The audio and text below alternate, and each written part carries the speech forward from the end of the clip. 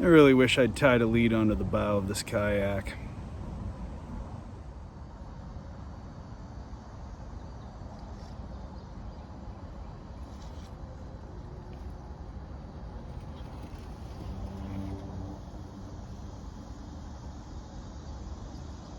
Hello and welcome to another episode of the Calumet Wilderness with Sam Love. I am your host, Sam Love. You can see we're on the water today. Yeah, I'm at the Keith Richard Walner. That's Richard, not Richards. It's about the Rolling Stones, who I heard on the radio on the way out here. But the Keith Richard Walner Preserve. It's a Shirley Hines Preserve in Chesterton. It's near Calumet and Taylor Streets. And you know, I got some options out here today. Not planning on being out in the water too long or going too far. Just wanted to get out. But we've got some interesting things here.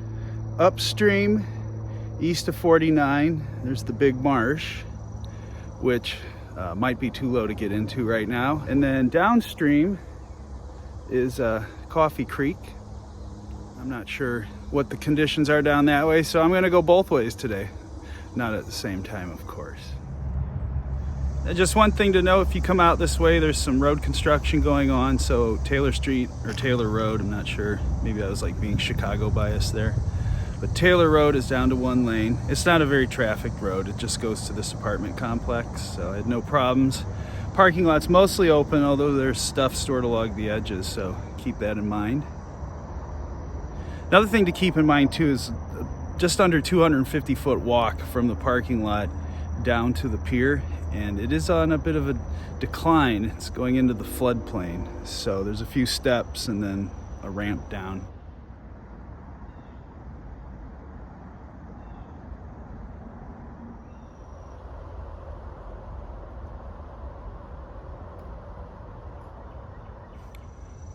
I gotta make a decision though, because sitting in this sun, it is hot and humid down here. The river is very narrow here and very shallow. So this is my first time on this part. We'll see what's out here, see what it's like.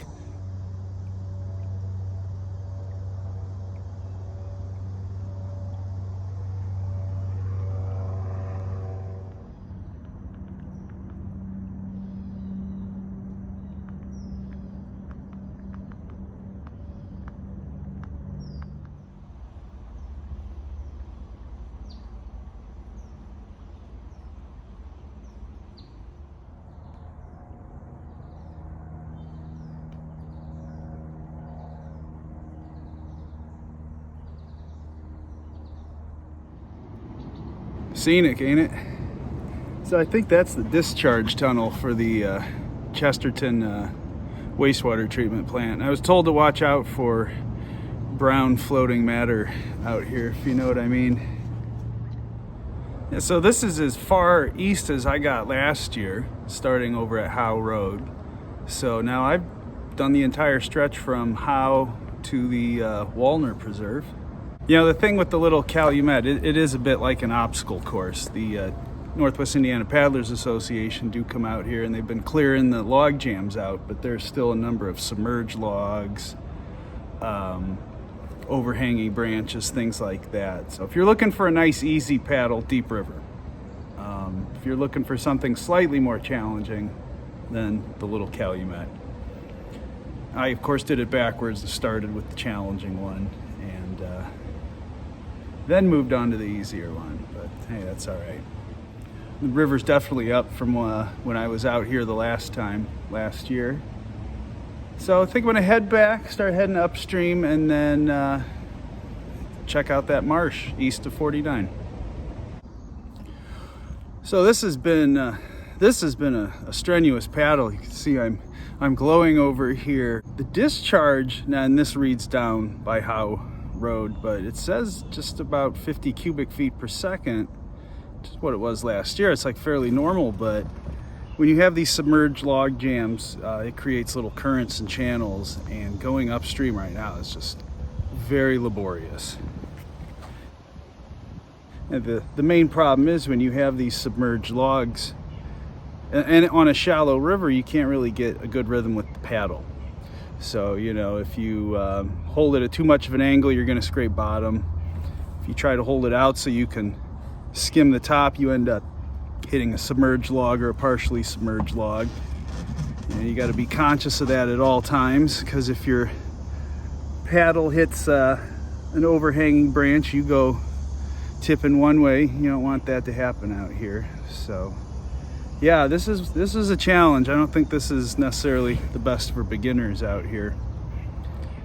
All right, gonna fight my way back. I'm not sure if I'm gonna go farther upstream under 49 or not. We'll see.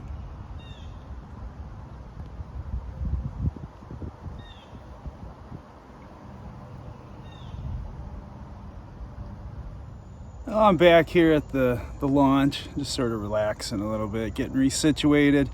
I think I will try heading east just a little bit. This part's long intrigued me. If you look at the map, you see you got the warning dots there, and this warning that only try this if you have experience in a plastic boat. Well, I got 1 out of 2 here. I got a plastic boat. I mean, if it looks like it's a problem, I just turn around, right?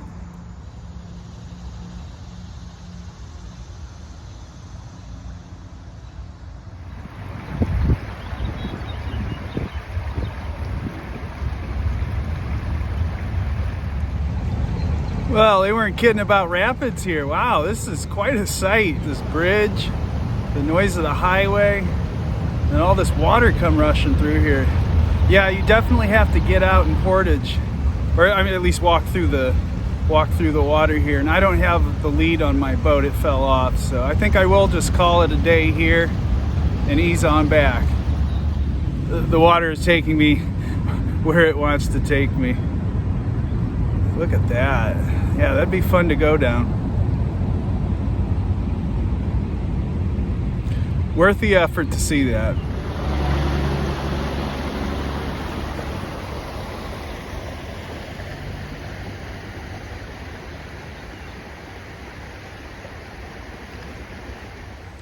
Well, I'll just have to save that for the next adventure. I'm very intrigued as to what's back there, but without having a lead on the boat to drag it, I mean, I'd have to like basically stoop over and drag it up, and there's no way my back's going to allow that. So this will just be good reason for me to, put a lead on the craft like all safe, sane people would do anyway.